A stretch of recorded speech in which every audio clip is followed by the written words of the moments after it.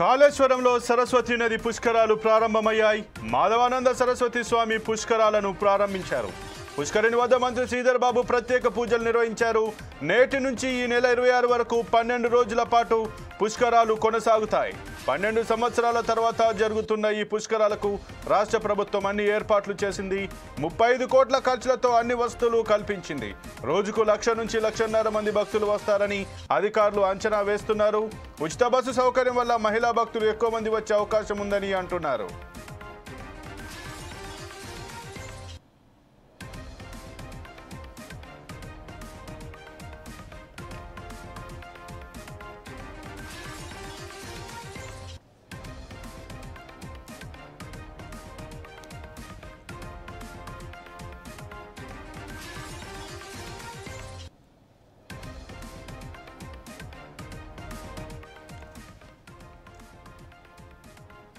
ప్రతిరోజు సరస్వతి ఘాట్లో సాయంత్రం 6:45 నుంచి 7:35 వరకు సరస్వతి నవరత్నమాల హారతి నిర్వహిస్తారు. దీంతో పాటు కళా సాంస్కృతిక కార్యక్రమాలు ఏర్పాటు చేశారు. భక్తులు రుసుము చెల్లించి బస చేసేందుకు వీలుగా తాత్కాలికంగా టెంట్లను నిర్మించారు. తాగునీటి సౌకర్యం, పారిశుద్ధ్య నిర్వహణ, ఘాట్ల నిర్మాణం, రహదారి మరమ్మతులు, పార్కింగ్ తదితర ఏర్పాట్లన్నీ పూర్తి చేశారు. రాష్ట్రంలోని వివిధ ప్రాంతాల నుంచి కాళేశ్వరానికి ఆర్టీసీ ప్రత్యేక బస్సులు ఏర్పాటు చేసింది.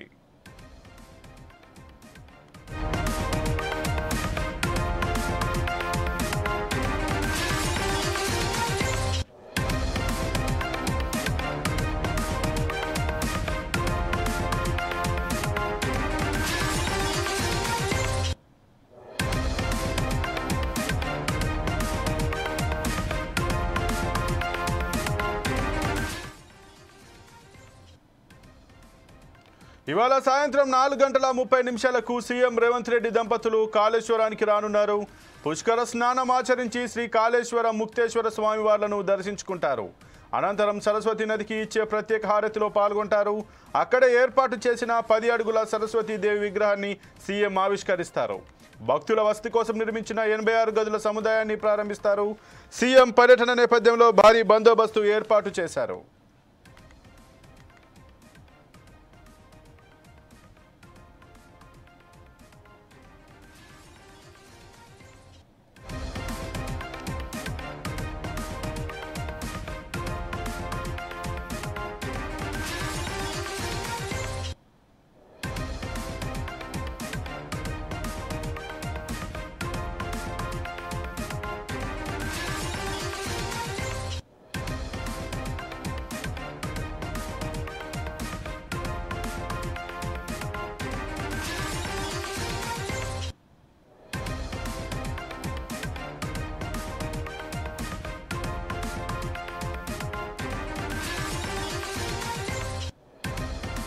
ఇక కాళేశ్వరం టెంపుల్ నుంచి గోదావరి మెయిన్ ఘాట్ వరకు ఇదివరకే రోడ్డు సౌకర్యం ఉంది.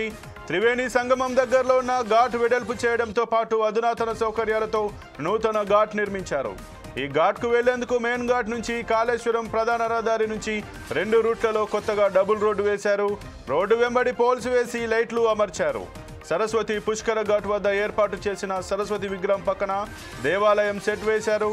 దాదాపు ఎకరం భూమిలో ఈ సెట్ను రూపొందించారు. భక్తులను ఆకట్టుకునేలా దీన్ని తీర్చిదిద్దారు.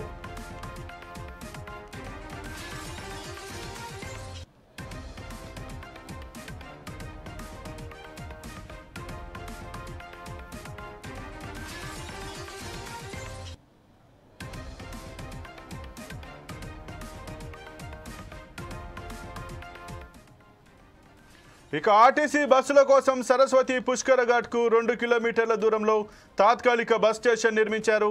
ఇక్కడి నుంచి భక్తులు నడిచి వెళ్లే అవసరం లేకుండా 30 ప్రైవేట్ బస్సులను ఏర్పాటు చేసి ఉచిత రవాణా సౌకర్యం కల్పించారు. తెలంగాణతో పాటు వివిధ రాష్ట్రాల నుంచి వచ్చే ప్రైవేట్ వెహికల్స్ కోసం 8 పార్కింగ్ ప్లేస్లు ఏర్పాటు చేశారు.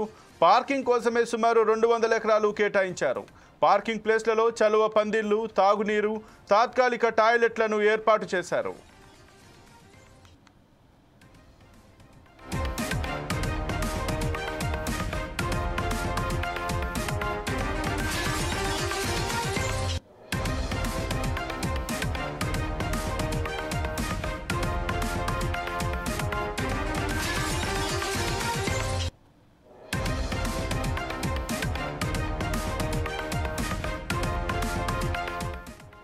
ఇక భక్తుల స్నానాల కోసం షవర్లు, బట్టలు మార్చుకునే గదులు ఏర్పాటు చేశారు.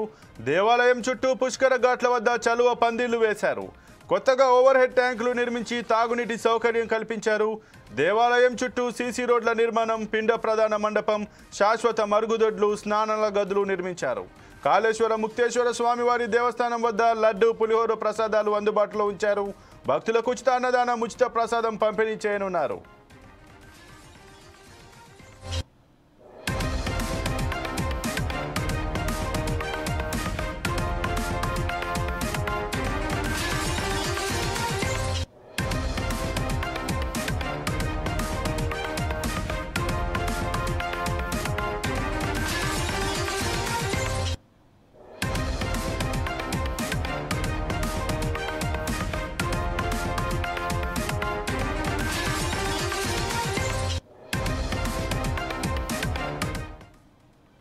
ఇక కాళేశ్వరంలోని త్రివేణి సంగమం వద్ద పుష్కరాలు జరిగే 12 రోజులు కాశీ నుంచి వచ్చే పురోహితులు ప్రత్యేక హారతి కార్యక్రమం నిర్వహిస్తారు.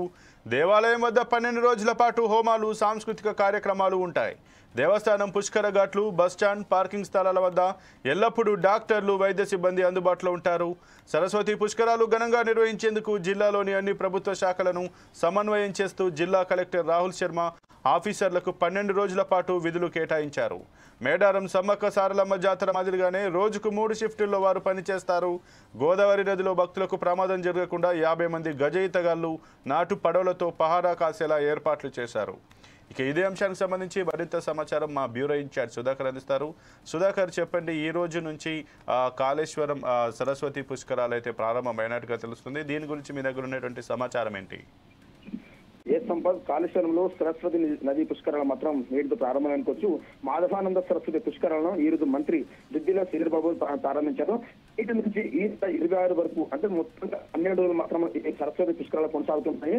రాష్ట్ర ప్రభుత్వం దీనికోసం సుమారు 35 కోట్ల రూపాయలు నిధులు మంజూరు చేసి ఈ సరస్వతి పుష్కరాల కోసం మాత్రం నిధులు కేటాయించడం జరిగింది అనుకోవచ్చు. ఏదేమైనా తెలంగాణ రాష్ట్రం ఏర్పడిన తర్వాత మొట్టమొదటిసారిగా ఈ సరస్వతి పుష్కరాలు జరుగుతున్న నేపథ్యంలో రాష్ట్ర ప్రభుత్వం మాత్రం ప్రతిష్టాత్మకంగా ఈ సరస్వతి పుష్కరాలను విజయవంతం చేసే విధంగా అడుగులు ముందుకేస్తాను. దీనికోసం దేవాదాయ శాఖ మధ్య కొండా సురేఖ 2 సార్లు కాళేశ్వరం దగ్గరికి వెళ్ళేసి అక్కడ పనులను పర్యవేక్షించడం జరిగింది. అంతేకాకుండా దేవాదాయకి సంబంధించిన కమిషనర్ సైతము సుమారు 3 రోజులు ఇదే కాళేశ్వరం దేవస్థానం వెళ్ళిస్తే అక్కడ పనులను పర్యవేక్షణ జరిగింది. ఏదేమైనా తెలంగాణ రాష్ట్రంలో మొట్టమొదటిసారిగా అంటే రాష్ట్ర ఏర్పడిన మొట్టమొదటిసారి జరుగుతున్న సరస్వతి పుష్కరాల కోసం మాత్రము రాష్ట్ర ప్రభుత్వం సుమారు 30 కోట్ల రూపాయల నిధులు మంజూరు చేసి ఇక్కడికి వచ్చే భక్తులకు ఎటువంటి అవాంఛనీయ సంఘటన జరగకుండా మాత్రం ప్రణాళిక ఏర్పరచుకోవచ్చు. ఏదేమైనా ఈ రోజు నుంచి వెళ్ళి సుమారు 12 రోజులు జరిగే ఈ సరస్వతి పుష్కరాల కోసం మాత్రము అన్ని ఏర్పాటు చేయడం జరిగింది. వచ్చే భక్తుల కోసం తాగునీరు, అంతేకాకుండా అక్కడ ఉండడం కోసం సెలవు పందులు ఏర్పాటు చేయడం జరిగింది. కానీ ఇప్పుడు చూసుకుంటే సుమారు 35 కోట్ల రూపాయలు నిధులు మంజూరు చేసినప్పటికీ పనులు మాత్రం పూర్తిగా కానట్టు కనబడుతూ ఉంది. ఏదేమైనా భక్తుల కోసం మాత్రము అంటే ఈ సరస్వతి పుష్కరాలకు సుమారు 5 రాష్ట్రాల ప్రజలు ఛత్తీస్గఢ్, మహారాష్ట్ర, కర్ణాటక, తెలంగాణ, ఇటు ఆంధ్రప్రదేశ్ ఇక్కడి నుంచి భక్తులు వచ్చే అవకాశం ఉంది. కాబట్టి ఏ రాష్ట్రాల నుంచి వచ్చే భక్తుల కోసం ఆయా రూట్లలో మాత్రము ఎక్కడెక్కడ పార్కింగ్ ప్లేస్ లో ఏర్పాటు చేయడము, అలా పార్కింగ్ ప్లేస్ ఏర్పాటు చేయడం జరిగింది. అంతేకాకుండా 3 సముద్రాల కలయికన త్రివేణి సంబంధం వద్ద మాత్రము ఎటువంటి అవాంఛనీయ సంఘటన జరగకుండా భక్తులు ఆ నీళ్ళలో ఎటువంటి ప్రాణాపాయం జరగకుండా ఉండే కోసం మాత్రము గజ ఈతగాళ్లను సైతం జిల్లా కలెక్టర్ అక్కడ ఏర్పాటు జరిగింది. సో మహామేడారం జాతర ఏ విధంగా కొనసాగుందో అదే రీతిలో ఇదే త్రివేణి సంగమం దగ్గర జరిగే సరస్వతి పుష్కరాలను విజయవంతం చేసే విధంగా మాత్రము ప్రతి ఒక్క టీం అంటే ఒకరు 24 గంటల్లో ఒక్కొక్క టీంను 8 గంటల చొప్పున 3 టీంలు పెట్టడం జరిగింది. అయితే ఇక్కడ చేసే ఉద్యోగులు మాత్రం ఖచ్చితంగా కలెక్టర్ ఇచ్చిన ఆదేశాలకు పనులు చేయాలని, లేని పక్షాలు మాత్రం జిల్లా కలెక్టర్ చెప్పడింది. ఏదేమైనా తెలంగాణ రాష్ట్రంలో మొట్టమొదటిగా సరస్వతి పుష్కరాలను విజయవంతం చేయడం కోసం ఇటు రాష్ట్ర ప్రభుత్వం కానీ ఇటు జిల్లా ఇతర కానీ కట్టుదిట్టమైన భద్రత ఏర్పాటుని ముందు పోతున్న కోసం. అయితే సుధాకర్, దాదాపు ఈ పుష్కరాలకైతే మీరు చెప్పినట్టుగా 35 కోట్లు అయితే ఏర్పాటు చేశారు. ఇంకా పనులైతే పూర్తి కానట్టుగానైతే కనిపిస్తుంది. మరి భక్తుల తాకిడి పెరిగే కొద్దీ అక్కడ ఏమన్నా అవాంఛనీయ ఘటనలు జరగకుండా, అలాగే భక్తులకు ఎటువంటి ఇబ్బందులు కలగకుండా ఈ పుష్కరాలు ప్రారంభమయ్యాయి కాబట్టి అక్కడ ఇంకా ఎక్కువ వస్తువులు ఏర్పాటు చేసే అవకాశం ఉందా? దీన్ని ఎవరు పర్యవేక్షిస్తున్నారు? ఖచ్చితంగా సంపద. ఎందుకంటే మేడారం మహాజాతర అనేది సుమారు 100 ఎకరాల సరణులో కొనసాగుతుంది కాబట్టి అక్కడ ఏం సమస్య అనేది తలెత్తదు. కానీ ఇదే సరస్వతి పుష్కరాలు వచ్చేసి ఎదురు చూసిన సుమారు 10 కిలోమీటర్ల పరిధిలోనే ఉంటుంది కాబట్టి వచ్చే భక్తులు రోజుకు సుమారు 1,00,000 నుంచి 1,50,000 మంది భక్తులు వస్తారని చెప్పి ప్రభుత్వం అంచనా వేయడం జరిగింది. ఇక్కడ చూసుకుంటే మాత్రము ప్రభుత్వం నుంచి అంచనా బాగానే ఉంది. సుమారు రోజుకు 1,00,000 నుంచి 1,50,000 మంది భక్తులు ఉన్నప్పుడు వాటికి కూడా ఖచ్చితంగా వసతులు అలాగే ఏర్పాటు చేయాలి. కానీ ఇక్కడ చూసుకుంటే మాత్రము సలవా పందులు చూస్తే సుమారు 80 ఎకరాల పరిధిలో మాత్రమే పెట్టడం జరిగింది. అంతేకాకుండా వచ్చే భక్తులు సుమారు పుష్కర ఘాట్ నుంచి వెళ్ళి త్రివేణి సంగమం వెళ్ళాలంటే సుమారు 1 కిలోమీటర్ కాలినడకన వెళ్లాల్సి ఉంది. ఈ కాలినడకన వెళ్లే మార్గంలో మాత్రం అక్కడక్కడ గతంలోనే ఇసుక క్వారీల వల్ల కానీ ఇసుక జరిగింది. ఇక్కడి నుంచి అక్కడికి వెళ్ళాలంటే మాత్రం నీటి సౌకర్యం ఎక్కువగా ఉన్న నేపథ్యంలో మాత్రము ఇసుక వద్ద మాత్రం ఖచ్చితంగా ప్రమాదం జరిగే అవకాశం ఎక్కువ ఉంది. అంతేకాకుండా ఈ రోజు రాష్ట్ర ముఖ్యమంత్రి రేవంత్ రెడ్డి సైతం కుటుంబ సభ్యులతో వచ్చేసి ఇక్కడ దర్శించుకునే ఉన్నది. అంతేకాకుండా ఈ రోజు సాయంత్రం వచ్చేసి ఇదే రాష్ట్ర ముఖ్యమంత్రి రేవంత్ వచ్చిన తర్వాత సరస్వతి తల్లికి హారతి ఇవ్వడం జరుగుతుంది. 6:45 7:30 సరస్వతి నవరత్నమాల హారతి కూడా నిర్వహిస్తారు. అంటే రాష్ట్ర ముఖ్యమంత్రి వస్తున్న నేపథ్యంలో మాత్రం భారీ బందోబస్తు అయితే మాత్రం జిల్లా పోలీస్ అధికారి నిర్వహించలేదు. కానీ ఈ 12 రోజులు జరిగి సరస్వతి పుష్కరాలకు భక్తుల తాకి ఎక్కువ ఉండడం మాత్రం మరికొన్ని వసతులు పెడితే మాత్రం ఖచ్చితంగా భక్తులకు బాగుంటుంది అనుకోవచ్చు. కానీ ప్రస్తుతం చూసుకుంటే 30 కోట్ల రూపాయల నిధులు మంజూరు చేసేప్పటికీ సుమారు 20 కోట్ల రూపాయల నిధులతో కూడా పనులు జరిగినట్టు మాత్రం ఇక్కడ వార్త బయటకు వస్తున్నాయనుకోవచ్చు. ఏదేమైనా మేడారం మహాజాతరలో ఏ విధంగా పనులు పూర్తి చేస్తారో శాస్త్ర పనులు, అటువంటి శాస్త్ర పనులు కూడా బయట ప్రాంతంలో చేస్తే వచ్చే భక్తులకు ఎటువంటి ఇబ్బంది లేకుండా ఉండదు. అయితే సుధాకర్, ఇప్పుడు ఏదైతే భక్తులకు ఇబ్బందులు కలగకుండా ప్రభుత్వం అయితే చర్యలు తీసుకుంటుందని చెప్తున్నారు. కానీ ఒకవేళ అక్కడికి వచ్చిన తర్వాత భక్తుల తాకిడి కానీ ఎద్దడి కానీ పెరిగితే వారికి ఈ తాగునీరు కావచ్చు, అలాగే వారి యొక్క బహిర్భూమికి వెళ్ళేటువంటి ప్రదేశాలు కావచ్చు, వసతులు కావచ్చు, వీటి గురించి పర్ఫెక్ట్గా ఏమైనా ప్రణాళికలను సిద్ధం చేశారా? అలాంటి ఏర్పాట్లన్నీ చేశారా? సంపద అంటే భక్తుల తాకిడి కోసం మా ప్రభుత్వం అంచనా మాత్రం సుమారు 1,00,000 నుంచి 1,50,000 వరకు మంది భక్తులు వస్తారని అంచనా వేశారు. కానీ ఇక్కడ చూసుకుంటే మాత్రము ఛత్తీస్గఢ్, మహారాష్ట్ర కాళేశ్వరం వచ్చేసి మహారాష్ట్ర రాష్ట్రానికి సరిహద్దులో ఉంటుంది. సో మహారాష్ట్ర రాష్ట్రం వచ్చి భక్తుల తాకి ఎక్కువ ఉంటుంది. ఇటు తెలంగాణ కానీ ఇటు ఛత్తీస్గఢ్ కానీ మహారాష్ట్ర ఈ 3 రాష్ట్రాల ప్రజల తాకిడి ఎక్కువ ఉండడం మాత్రము సుమారు 2 లక్షల కన్నా పైచులకు భక్తులు వచ్చే అవకాశం ఎక్కువ ఉంది అనుకోవచ్చు. అయితే స్పష్టం రాష్ట్ర ప్రభుత్వాన్ని 1,00,000 మంది అంచనా వేయడం ద్వారా భక్తుల తాకిడి పెరిగితే ఇప్పుడున్న టాయిలెట్స్ కానీ అలాగే మహిళలు స్నానం చేసే బట్ట మార్చిన గదులు కానీ తక్కువ ఉన్న నేపథ్యంలో మాత్రం కొద్దిగా ఇబ్బందులు వచ్చే అవకాశం ఉందనుకోవచ్చు. ఏదేమైనా ఇప్పటికైనా పూర్తిగా అసంతృప్తి పనులే కాబట్టి మరో 12 రోజులు పుష్కరాలు కొనసాగుతుంది కాబట్టి ఇవాళ రేపట్లో కూడా ఇంకా ఉన్న పనులు పూర్తి చేస్తే వచ్చే భక్తులకు ఎటువంటి ఇబ్బంది ఉండదు.